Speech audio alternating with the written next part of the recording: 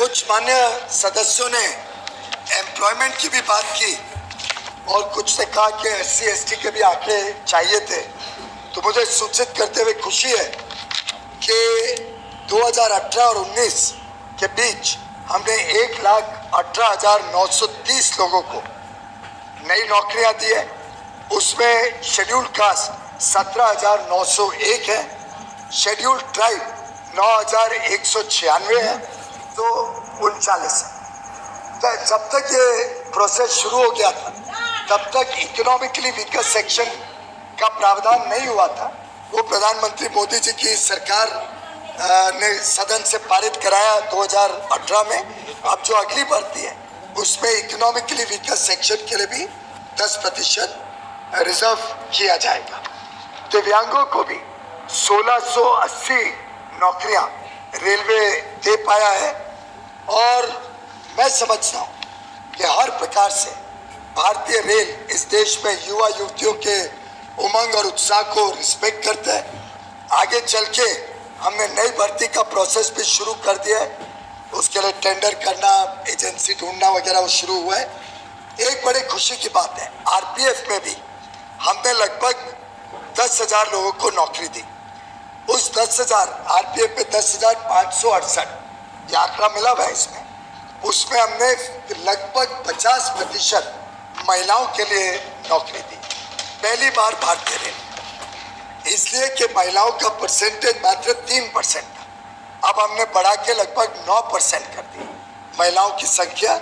और मैं समझता हूँ इससे हम क्राइम अगेंस्ट वुमेन और चाइल्ड ट्रैफिकिंग पे जो एक रेलवे बहुत तेज काम कर रहा है, बहुत ज़्यादा फोकस से काम कर रहा है, उसके भी आंकड़े मेरे पास है अध्यक्ष महोदय। आंकड़ों में नहीं जाऊंगा, लेकिन आपको जान के खुशी होगी कि वो लगातार घटते जा रहे हैं। जो वुमेन और चाइल्ड ट्रैफिकिंग के आंकड़े हैं उस पर भी हम बहुत काम कर रहे हैं, जिससे वो भी समस्या से देश को छुटकारा मिले। उसी के लिए CCTV कैमरास लगभग शायद 500-600 स्टेशन में लग चुके हैं। तो 2,000-3,000 स्टेशन का टेंडर भारत की बात पे तो कई सारे सदस्यों ने काफ़ी कुछ अच्छी बातें बताई।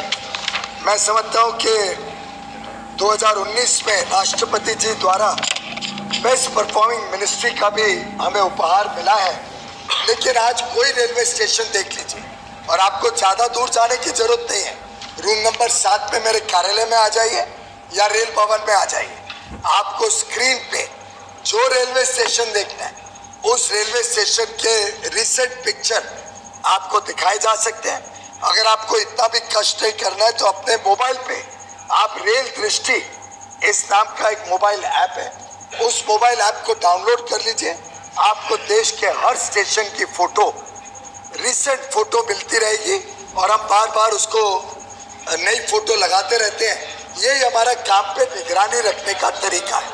और मुझे पूरा विश्वास है कि ये जो स्वच्छता की तरफ अभी बायो टॉयलेट्स की भी बात हुई, किसने अलग अलग आंकड़े दिए, पता नहीं कहाँ से दिए, तो मुझे खुशी है बताते हुए 99.5% कोचेस में आज बायो टॉयलेट लग चुका है। 99.5, 500 रहते हैं, 15-20 दिन में, महीने में वो भी खत्म हो जाएंगे।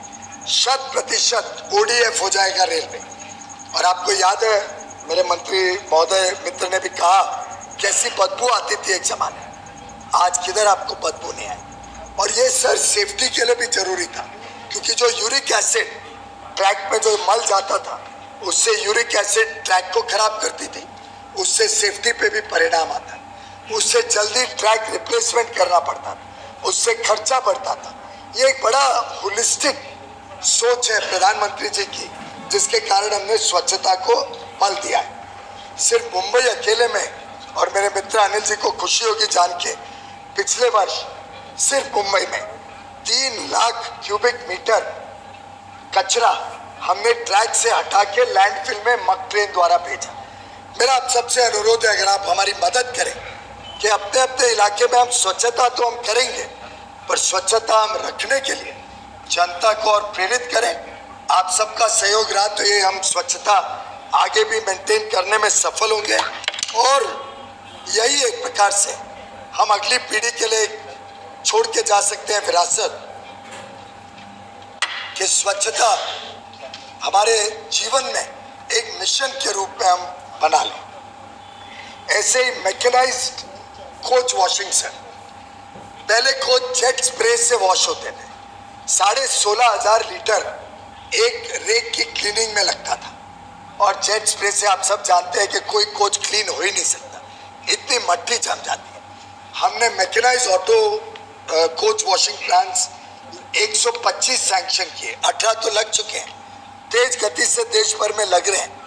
इससे 96% पानी की बचत होती है, 96% वाटर। जो हमारा जल जीवन मिशन है, जिससे हम हर घर नल से जल देना चाहते हैं, उसमें भी हमें सहायता मिलेगी। और इसका पेबैक अध्यक्ष महोदय मात्र 2-2.5 वर्ष इतना पानी बचेगा, क्योंकि 16,500 के बदले सिर्फ 1500 लीटर लगेगा, उसमें भी हम रिसाइकल कर रहे हैं, जिससे मात्र 4% अब पानी एक कोच को धोने में हमारी जरूरत पड़ेगी। ऐसे ही मैकेनाइज क्लीनिंग कॉन्ट्रैक्ट 953 स्टेशन पे दिए गए, और उनकी पेमेंट लिंक की है कस्टमर फीडबैक से, कि अगर आप स्वच्छ रखोगे, हमारे यात्री कहेंगे अब उनको स्वच्छता का अनुभव हुआ, उसके हिसाब से इंसेंटिव मिलेगा।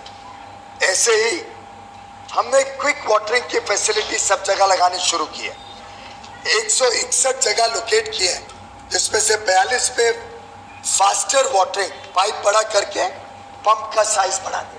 पहले एक कंप्लेन रहती थी कि गाड़ी में पानी खत्म हो गया, उसकी रूट कॉज एनालिसिस करके ध्यान आया कि पानी तो भरता ही नहीं है टंकी में ऊपर में, पुराने पाइप हो गए, छोटे पाइप है। पहले ट्रेन आधा घंटा रुकती थी कोयला लेने के लिए, स्टीम लोकोमोटिव, आज 2-5 मिनट रुकती है, उतने में पानी भरता ही नहीं।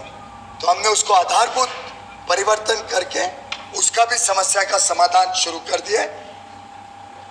ऑनबोर्ड हाउसकीपिंग सर्विस पे मेरे मित्र मनोज झा मेरी टिप्पणी कर रहे थे।